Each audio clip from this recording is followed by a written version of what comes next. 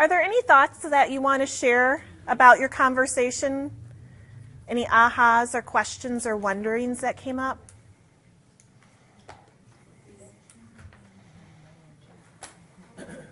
Yes? Well, we keep talking about how our assessments are so poor. Mm-hmm. Our assessments don't line up with our standards, our goals. They don't. Our curriculum lines up with our assessments, or our assessments line up with the curriculum we have.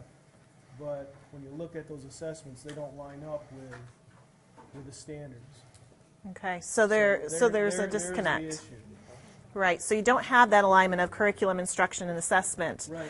across the board. And we can't change the standards, but we can. Right. But we can change the test. So the only thing we have the power to do is to change the assessments to.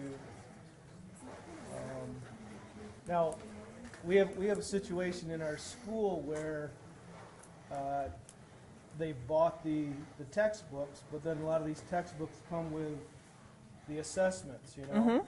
So that's what, it's easy to use that because it's all computerized, but that doesn't necessarily, or those don't necessarily assess what you're supposed to be assessing. We use them because they're easy to use, you can print them off, but it was chosen by the teachers back whenever, but because perhaps it fit some of the standards, but it doesn't, not everything. So there's some misalignment between that curriculum, instruction, and assessment with the standards and essentially the learning targets. Textbooks come with great resources to use, especially with assessments, but they're not always aligned with what the curriculum should be because they write textbooks for big states like Texas and California and New York. And then what we're teaching in the classroom doesn't always align with those assessments.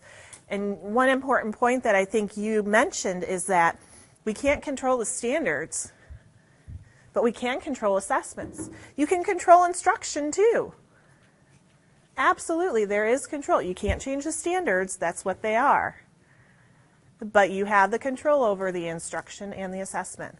Yes, ma'am? The standard learning goal statement has to be more specific. The Common Core were added, it needs to be added into the learning goal statement because it's the Okay. first thing that we look at when we view that page is the learning goal and Iowa statement.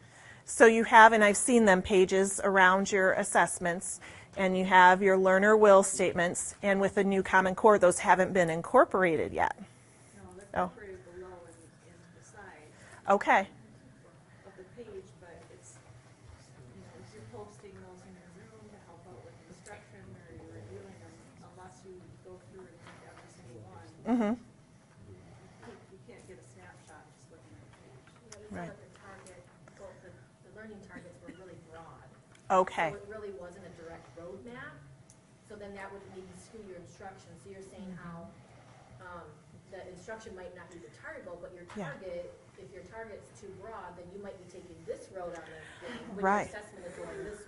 Right, and so if you don't have that specificity to those learning targets, you could have two teachers teaching the same thing, interpreting them different ways, and going in different directions. Focusing on one part, not the other. Right, right. So important to make sure that there's that alignment. Absolutely.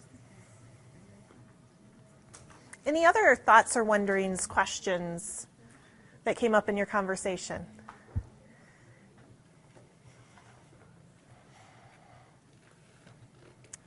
Okay, we are going to take a 10-minute break. So if you could please be back at 5:54. It's 5:43 right now, but and some change, so we'll make it 5:54. We'll see you back here.